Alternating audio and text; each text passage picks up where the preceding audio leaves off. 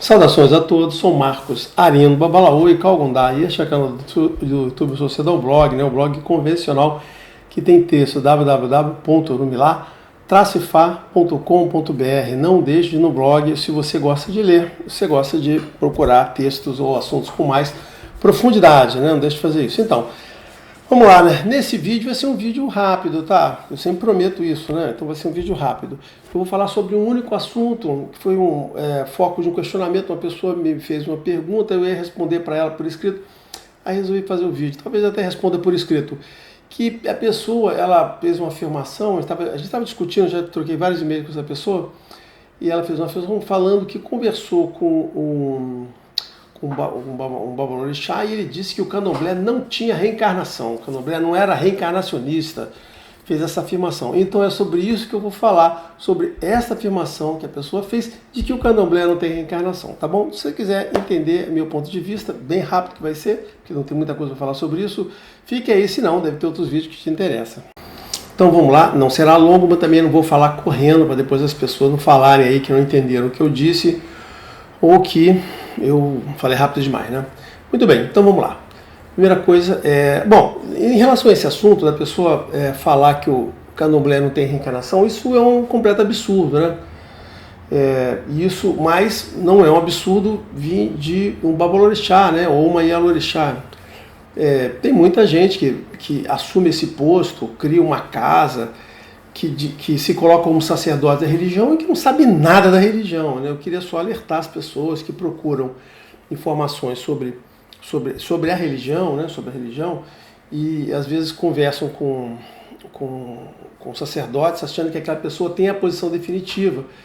E isso não ocorre, pessoas não têm posições definitivas e pessoas sim têm muita coisa a aprender. No que pese, muita gente em casas, né, em Ialorixá, babalorixá, eles se colocam na posição como se soubesse tudo, fosse um Deus, não pode ser questionado. Isso é verdade. Então eu queria falar um pouquinho sobre esse aspecto aqui da questão da informação, tá?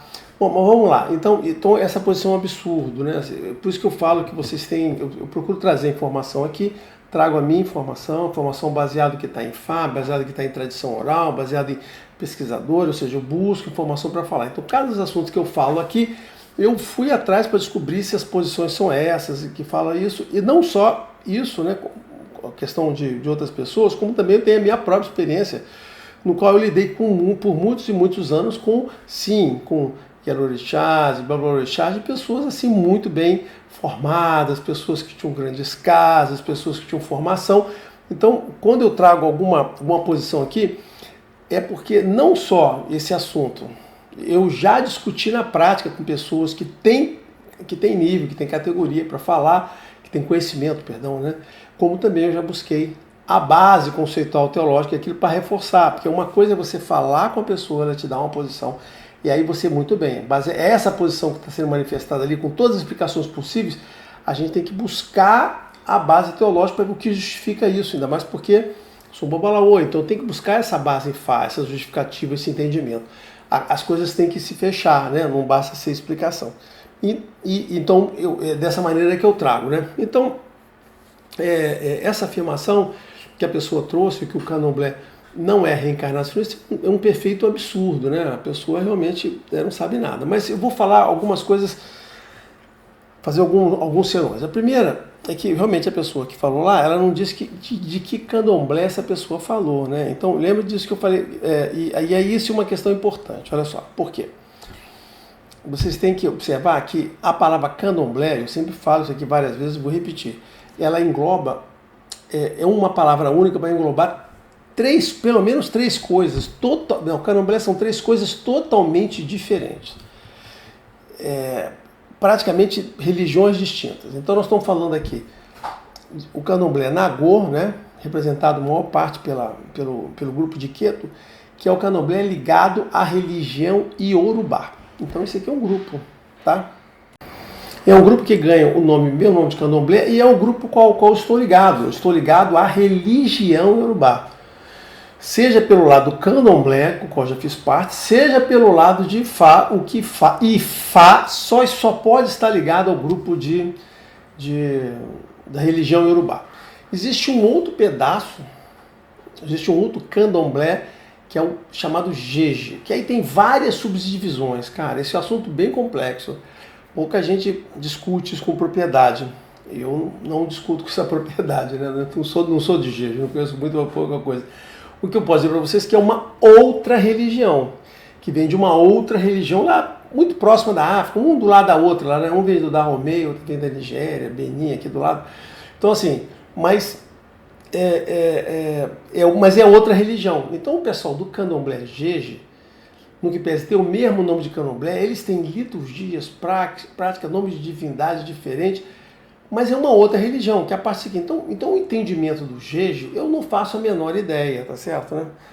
Mas desde eu tenho alguma noção, mas como eu digo, como eu não tenho propriedade, não tenho prática, eu não pude discutir com as pessoas, né? Então eu digo que não tenho propriedade para falar. E tem um outro grupo, então essa aqui é uma segunda religião, hein? Não é questão de prática, né? Porque em relação à prática, dentro do Candomblé, você tem lá grupinhos um pouquinho diferentes. O que tem o grupo maior, mas existem grupos menores.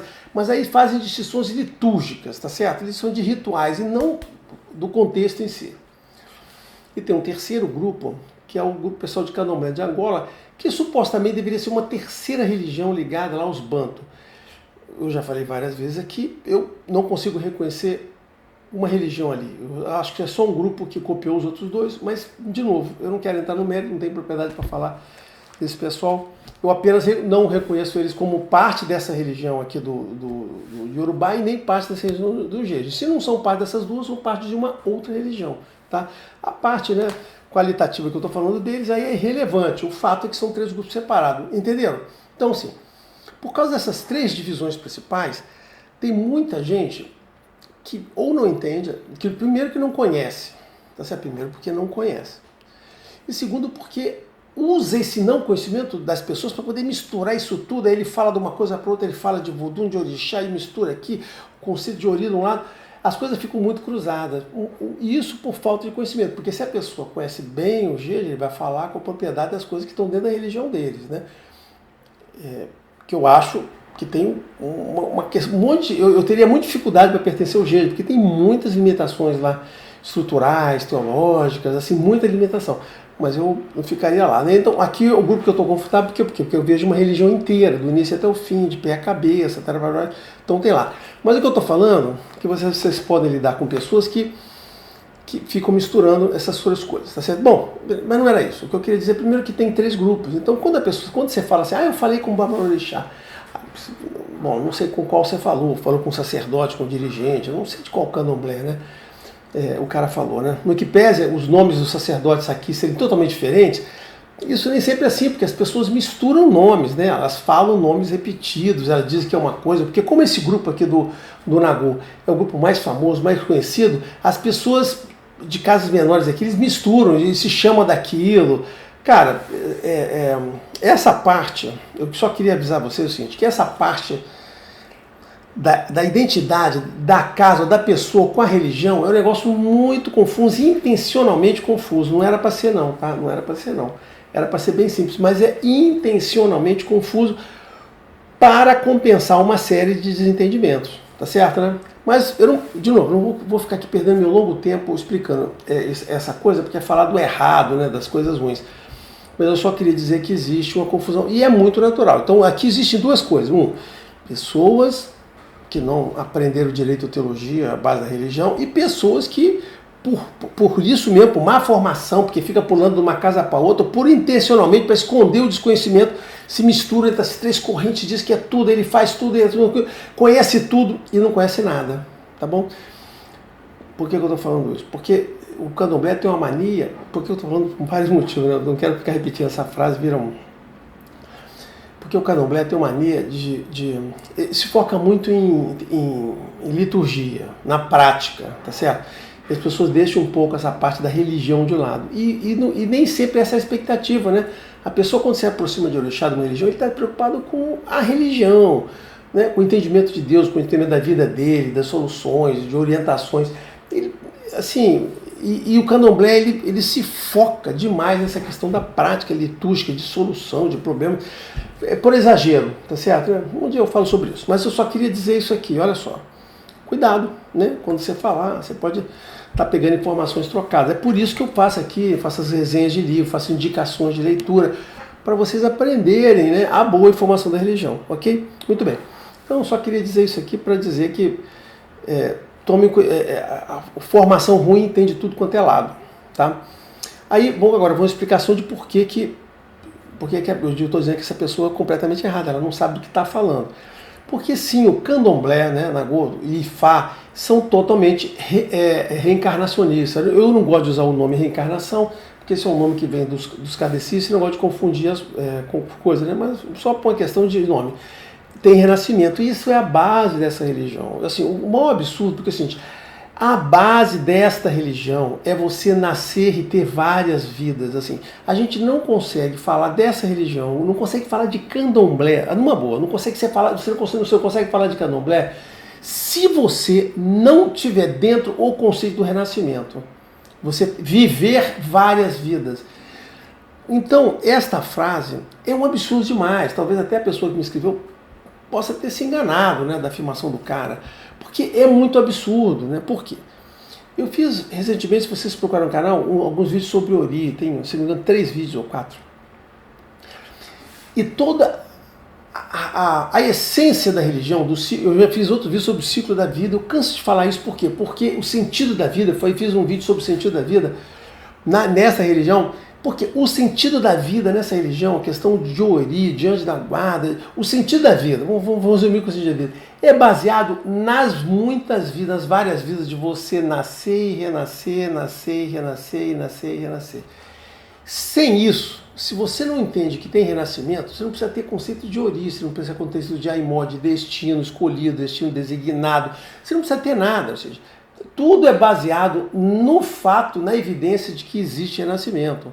Por isso que eu digo que isso é uma coisa muito idiota para ser verdade, tá certo?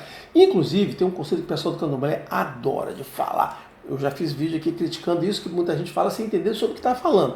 O conceito de, na verdade, as pessoas não entendem e ainda diz respeito à própria, né, que é a ancestralidade. O conceito de ancestralidade está ligado a você ter várias vidas, você viver, nascer e renascer. Toda a religião é estruturada na questão do pós-morte, de você viver e existir um pós-morte, no qual você se prepara para uma outra vida e nessa outra vida você vai nascer dentro da sua linhagem familiar.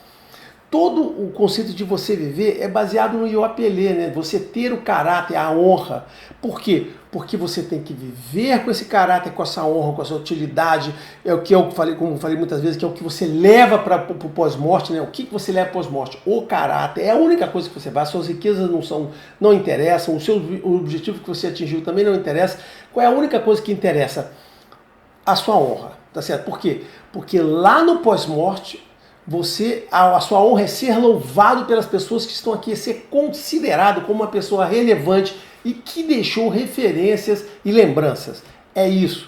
E para isso, a questão da vida, existe o julgamento, né? E o julgamento está associado a méritos e deméritos, né? No caso de você poder, ou seja, tem a parte deletéria, no qual você pode ter que sofrer algumas punições, você pode ter algumas restrições que vão pesar aqui na próxima vida. Então não tem como a gente falar desta religião e falar de candomblé sem isso. Por quê? Porque uma das coisas mais básicas do candomblé, quando eu falo de Nagô, não sei o pessoal do Jeje, Angola muito menos, tá certo? Mas que é ancestralidade, Egungun, Ori. Cara, não existe candomblé sem Ori. Não existe candomblé. O próprio orixá é ligado a essa questão ligada à linhagem. Eu já fiz leitura aqui dizendo que os africanos se acham filho dos próprios orixás. É a opinião deles, tá certo, né? A prática mostrou que não é isso, né? Que os orixás adotam as pessoas de forma genérica, que é o que está no Oxétuá. No Oxétuá, que é o verso de Fá, diz o diferente do que eles acham, mas lá eles acham isso e, cara, deixa eles acharem, tá certo, né? E aí, por fim, então eu estou falando em termos de candomblé, então não existe candomblé sem o conceito de você renascer. E aí quando você chega em Ifá, quando você chega nos versos, nos odus, no conteúdo dos odus, né, dos capítulos dos textos sagrados, quando você pega em Otuá, em Oeku, em Obê, ali está isso, ou seja, a questão da herança, do renascimento, da volta, de você se recriar, né? Hirosum, que você esquece, Hirosum, que você esquece a sua vida anterior, para que você possa viver essa vida nova como um livro em branco. Então, sim, toda a construção de Fá é voltada nisso. Então, quando eu ouço que alguém que se representa como sacerdote de candomblé fala isso, eu gostaria de entender que a pessoa que me reportou não entendeu a resposta, ou o outro não entendeu a pergunta, porque o absurdo é demais. Né? Então, se você passou pela mesma coisa, só para encerrar esse vídeo já rápido, se você passou pela mesma situação de pessoas que dizem que não tem reencarnação, que não tem renascimento, não tem isso, daquilo, cara, ouça essas minhas palavras para você entender e veja meus vídeos que eu fiz referência que não existe. Inclusive eu já fiz um vídeo sobre a questão de karma, né, que os kardecistas adoram. Então o que eu digo é o seguinte, não, olha só, a questão, o karma como os kardecistas enxergam, não tem, nem nos hinduístas e nem aqui no candomblé. Existe uma outra coisa, que é justamente o destino que você ganha e os benefícios, as consequências das ações que você fez anterior. Mas esse conceito karmático que os kardecistas passam para as pessoas, você passar a sua vida com retrovisor, isso é só o entendimento dos kardecistas. Lembrando a todos que o entendimento da religião A, B, C, D, E, F não muda o que é a vida de verdade. Né? Eu sempre digo que a gente não sabe como é a vida de verdade, as religiões são teorias sobre como seja ela lá.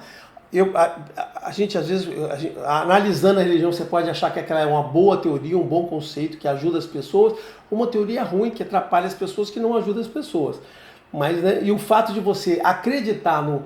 Olha só, o fato de você acreditar no karma, conforme os kardecistas acreditam, não significa que karma exista.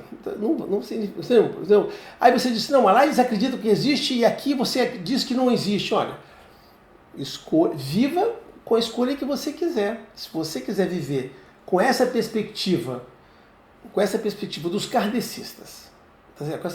De que a sua vida é esse retrovisor, essas consequências, que a vida, inclusive o conceito deles, que a vida é uma expiação, cara, sem problema, seja feliz com isso. Viu? Você, na verdade, você está fazendo uma escolha para você mesmo nessa vida e você vai viver com esse pensamento.